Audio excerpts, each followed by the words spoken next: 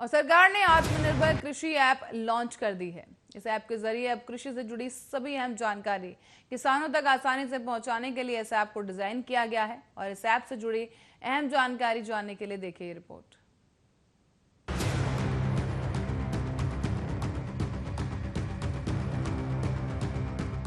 PM Modi ने कृषि जगत में विकास के लिए एक और कदम बढ़ा दिया है। आत्मनिर्भर भारत के सपने को साकार करने की ओर पीएम मोदी का ये कदम आत्मनिर्भर भारत में किसानों की भागीदारी सुनिश्चित करेगा, जिसके लिए सरकार ने एक नई ऐप आत्मनिर्भर कृषि ऐप लॉन्च की है। हालांकि किसानों को खेती किसानी से जुड़ी जानकारी देने के लिए देश में अभी कई प्लेटफॉर्म काम करते हैं, पर इस ऐप पर सरकार ने उन सभी जानकारियों को एक ही जगह पर लाने का काम किया है। इससे किसानों को खेती और किसानी की अलग अलग जानकारी के लिए अलग अलग प्लेटफॉर्म पर भटकना नहीं होगा और वो बस अपने स्मार्टफोन पर एक टैब से पूरी जानकारी पा सकेंगे। इससे पहले भी पीएम मोदी ने किसानों के लिए शिक्षा का महत्व समझाने की और पहल की थी। कृषि से जुड़ी शिक्षा को, उसकी प्रैक्टिकल एप्लीकेशन को स्कूल स्तर पर ले जाना भी आवश्यक है। प्रयास है कि गांव के स्तर पर मिडिल स्कूल लेवल पर ही कृषि के विषय को इंट्रोड्यूस किया जाए। इससे दो लाभ होंगे। एक लाभ तो ये होगा कि गांव के बच्चों में खेती से जुड़ी जो एक स्वाभाविक समझ होती है उसका वैज्ञानिक तरीके से विस्तार होगा।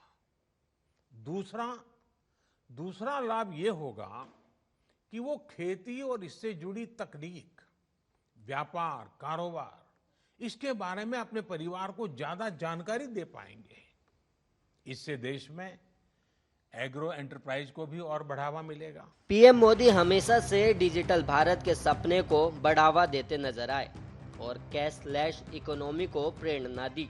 साथ ही पीएम मोदी किसानों को भी डिजिटल प्लेटफॉर्म से जोड़ने की कोशिश में है। पीएम मोदी ने लोगों को डिजिटल माध्यम से नई विचारधारा की ओर बढ़ने की अपील भी की है।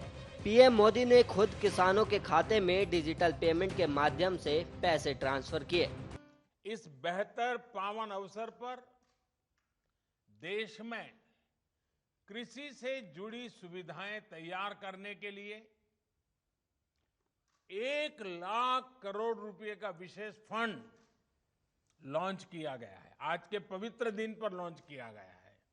इससे गांवों में बेहतर भंडारण, आधुनिक कोल्ड स्टोरेज की चेन तैयार करने में मदद मिलेगी और गांव में रोजगार के अनेक अवसर तैयार होंगे।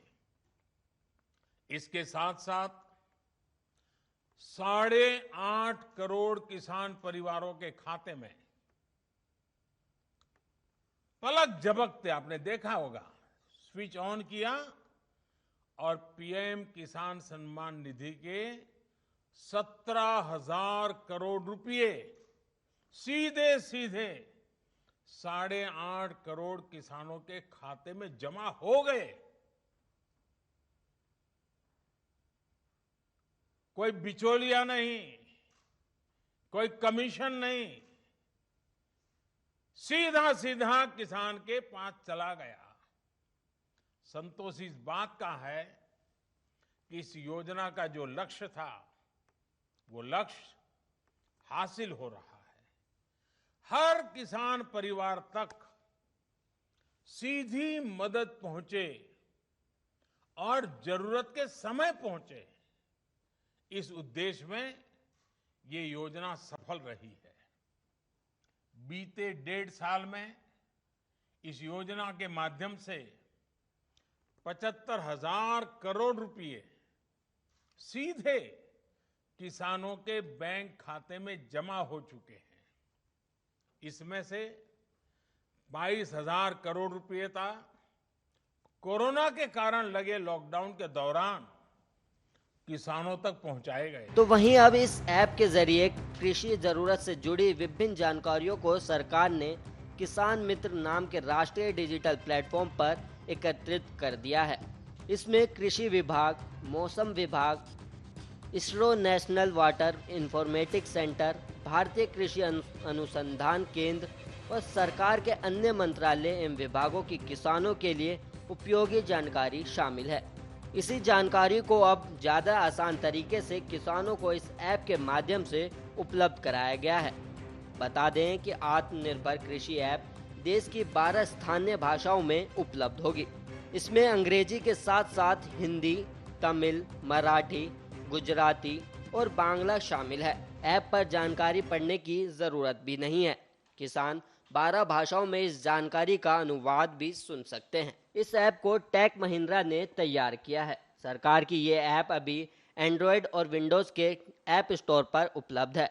किसानों के साथ साथ किसान उत्पादक संगठन, कृषि विकास केंद्र, गैर सरकारी संगठन, स्वयं सहायता समूह और स्टार्टअप भी मुफ्त उपयोग कर सकते हैं। इस ऐप को खास तौर से ऐसे डिज़ाइन किया गया है कि ये स्लो इंटरनेट कनेक्टिविटी में भी काम करेगी। साथ ही आपको बता दें कि ये ऐप जीपीएस पर काम करती है और ऐसे में जब आप ऐप डाउनलोड करते हैं तो ये उस जगह की लोकेशन के हिसाब से वहाँ के मौसम की जानकारी फ़ोन में सेव कर लेता है ताकि किसान बाद में भी उस जानकारी का लाभ उठा सके। इस ऐप को डाउनलोड करने के बाद किसान को किसी तरह का रजिस्ट्रेशन नहीं कराना होता, क्योंकि ये ऐप किसान का कोई डेटा कलेक्ट नहीं करता। बस किसान को अपनी फ़ोन की लोकेशन ऑन रखनी होती है और अगर किसान को अपने खेत या स्थान के अलावा किसी और जगह की जानकारी चाहिए तब उसे ऐप में पिन कोड या वहाँ की लोकेशन डालनी होगी।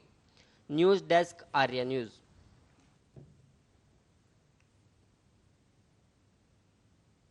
और इसी के साथ ही फिलहाल के लिए खबरों में इतना ही। देश और दुनिया से जुड़ी तमाम खबरों के लिए देखते रहिए आर्या न्यूज़।